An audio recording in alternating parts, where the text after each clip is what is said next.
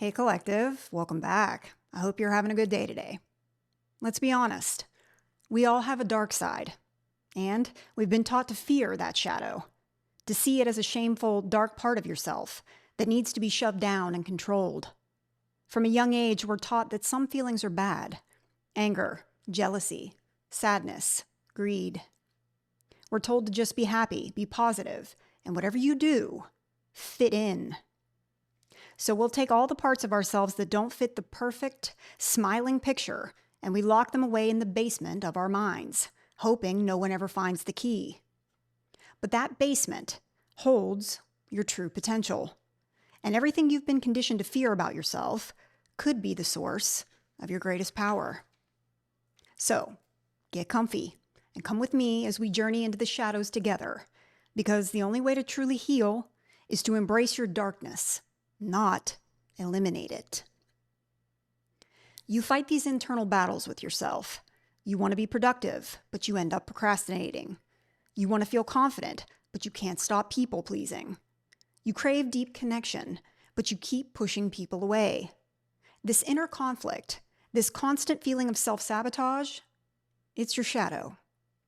The shadow is the part of your unconscious mind that holds everything you've disowned. It's every impulse, desire, and trait that your family, culture, or even you decided was unacceptable. So you pushed it down. But here's the thing: it didn't go away. The shadow doesn't work like that. The hidden parts of you are still there, and you may not know it, but they're pulling the strings from behind the scenes. Think about a time that you had a massive overreaction to something small. That explosive anger might have been your own repressed feelings breaking free. Or think about that one person who gets under your skin for no apparent reason. I once knew someone who had an extreme amount of disgust for our current president here in the United States. And I get it. I'm not a fan either, but I wasn't triggered every time I saw him on the TV, and I didn't bash him on socials for years and years on end. And here's the thing: this person exhibited a lot of the same character traits. Self-absorbed, low EQ, unaware, never took accountability, always had to be right, controlling, impulsive, attention-seeking, false sense of self, a true God complex. And that's because the very traits that trigger us in other people are the ones we refuse to see in ourselves. That feeling of being stuck or sabotaging your goals, your life, is often your shadow just trying to get your attention. It's a part of you crying out to be seen. And Carl Jung said it best: until you make the unconscious conscious, it will direct your life, and you will call it fate. Now, the biggest mistake we make is thinking the shadow is purely evil. We imagine a monster inside of us that has to be destroyed, but that's just nonsense. We all have light and dark, duality, inside of us. Personally, I'm equally comfortable in both. I choose to live and operate in my light. The light is my default setting, but don't get it twisted. I can and will call up the dark and utilize it when needed, particularly when I know I'm being unfairly mistreated, used, or being played with. But you got to be doing some really disrespectful shit to me these days to bring her out. It's all about balance. I accept, acknowledge, and love every single part of me. It's like this. Imagine your mind is a large house. Your conscious self, the person you show the world, lives on the main floor, keeping everything neat and tidy. But there's a locked room in the basement. When you were young, you were taught to throw everything unacceptable in that room. Your anger, your vulnerability, your wild creativity, your ambition, your righteous fury, your untamed passion. You exiled it all.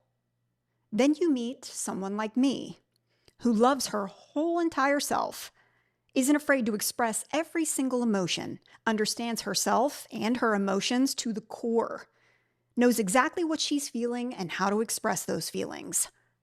I don't have a home with a basement, so I'm not shoving shit in there. We free up in here, baby. All free. And since you've exiled half of yourself, Since you've labeled those emotions unacceptable and that seems normal and safe to you, you now have no idea how to handle someone like me. You have emotionally repressed your feelings for so long, you have stunted yourself, and to make that acceptable to you, you now have to make me feel inferior, abnormal, too sensitive, dramatic, crazy, overly emotional, to rationalize you operating out of your unhealed wounds. This is the core of emotional abuse. But I digress. Back to the house. After years, you forgot what was even in that room. You just know it as the dark place. But that room doesn't just hold your pain, it holds your power. The anger you suppressed. That could be the key to setting healthy boundaries. The envy you feel. It might be a compass pointing directly at your deepest desires. The vulnerability you're so afraid to show could be the very thing that allows you to build real, authentic relationships. This is the great revelation of shadow work. The things you're most ashamed of are often your greatest strengths in a raw, undeveloped form. The goal isn't to clean out the basement and haul it to the dump. The goal is to unlock the door, walk in with a flashlight, and finally illuminate the dark so you can reintegrate all the pieces you left behind. Integrating your shadow doesn't mean becoming a bad person. It means becoming a whole person. So, how do you do shadow work? Very, very carefully. Because when you do deep inner work, you can reactivate the fear, the trauma, and the distress caused by those exiled parts. It's all about compassionate self-discovery. You're not fighting your darkness. You're befriending it. It's not a simple checklist, but I'll give you 4 practical ways to start. First, get curious, not judgmental. Your triggers are your teachers. Next time you feel a huge surge of emotion, don't immediately act on it. Just pause and notice it. Ask yourself, where is this coming from? What is this really about? You're not looking for things to criticize. You're just gathering clues. Second, trace it back to the source. The parts of ourselves we reject now were often shut down in childhood. Inner child work is about reconnecting with that younger version of you. Picture your kid self. What were you taught about your feelings? Anything at all? Don't judge them. Offer them the compassion they probably never received. This isn't about blaming the past. It's about reparenting the wounded parts of yourself in the present. Third, integrate. Don't eliminate. This is where real transformation happens. And I repeat, you don't get rid of the shadow. You bring its energy into your life constructively. I want to be clear. If you've discovered a well of repressed anger, it doesn't mean you start shouting at cashiers or mistreating waitresses. It means you can consciously use that fire to defend your boundaries or speak your truth. You need to learn to use the raw energy from the shadow and give it a positive job. Fourth, be kind to yourself. Like I said earlier, this work can be intense. Digging into old wounds can feel destabilizing, so please, be gentle. Breathe. Ground yourself. Remember, shadow work is a marathon, not a sprint. Take breaks, and if you're dealing with deep trauma, seeking support from a trained professional is always a wise choice. So what happens when you commit to this journey? What does life look like on the other side? Well, the goal isn't perfection. It's wholeness. And it feels so fine, so calm, so peaceful. When you integrate the shadow, the war with yourself begins to end.